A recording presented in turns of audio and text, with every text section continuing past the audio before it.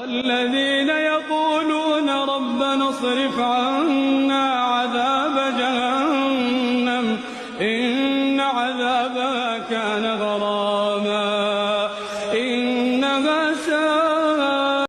هر کی اومده دیوونه شده میگه دوباره ببرم به حرم به حرم. یه ذریحه و یه کرب و بلا یه حسینه و یه حرم یه حرم یه حرم. به من میگن علی کیه؟ علی امام عاشقاست. به من میگن علی چیه؟ داغ دل شقایقاست. توی نجف یه خونه بود که دیواراش کاگلی بود. اسم صاحب اون خونه مولای مردا علی بود. نصف شبا بلند میشد، یک کیسه داشت که بر میداشت، خرما و نون و خوردنی هر چی که داشت بود میذاشت. راهی